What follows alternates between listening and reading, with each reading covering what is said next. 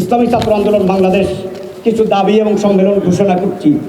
এক, কথিত স্বৈরাচারী আওয়ামী লীগ এবং তার সকল সহযোগী দূষকদের বিচার এখনো পর্যন্ত আনুষ্ঠানিকভাবে শুরু হয় নাই।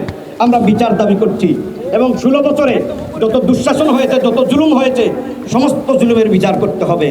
জুলাই আন্দোলনে আমাদের সাথী ভাইয়েরা শহীদ হয়েছেন, রাষ্ট্র তাদের ব্যয়ভার বহন করার ঘোষণা দিয়েছে, আমরা আনন্দিত, কিন্তু এটাকে পূর্ণাঙ্গ করতে হবে।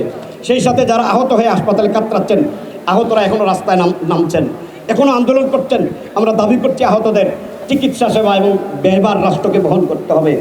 ভারতীয় পানি আগ্রাসন সহ ভারতীয় সমস্ত আগ্রাসনকে রুখে দেওয়ার জন্য আমাদের একটা শক্তিশালী পররাষ্ট্রনীতি প্রণয়ন করতে হবে।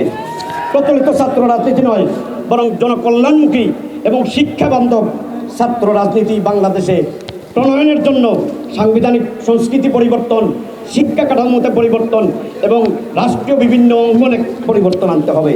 সকল বিশ্ববিদ্যালয় এবং কলেজে সুষ্ঠু নির্বাচন দেওয়ার জন্য, ছাত্র সংসদ নির্বাচন দেওয়ার জন্য আমরা দাবি পেশ করছি। সরকারি চাকুরিতে এখনও শূন্যপদ দেখা যাচ্ছে, আমরা দাবি করছি সরকারি চাকুরিতে দ্রুত সার্কুলার দিয়ে এই কোটা ফিলাফের মাধ্যমে বাংলাদেশে যে বেকার সংস্কৃতি আছে এবং বেকারদের পুনর্বাসন করা হবে।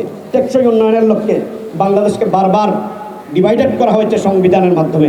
এই সংবিধানের এক মূলা দিয়ে আমাদেরকে বারবার বিভক্ত করা হয়েছে। এজন্য আমরা আজকের এই সম্মেলন থেকে ঘোষণা করছি, দাবি করছি যে ইসলাম বিদ্যুৎ বাংলাদেশের মাটি মানুষ মানচিত্রের সংস্কৃতির আদলে সংবিধান প্রণয়ন করতে হবে।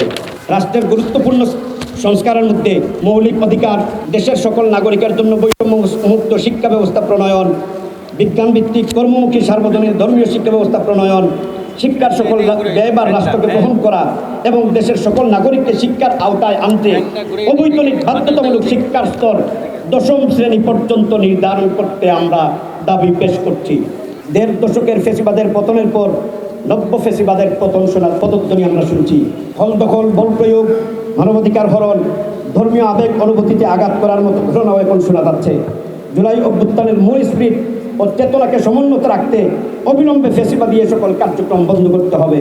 সর্বশেষ আজ 100 বছর হয়ে গেল পৃথিবীর কোনো জায়গায় আমরা খেলাফত দেখি না।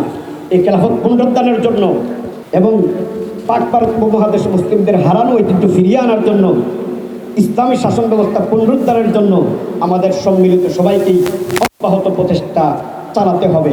আমরা সবাই কি এ সকল দাবির সাথে একমত? যদি একমত থাকে আল্লাহু আকবার বলি।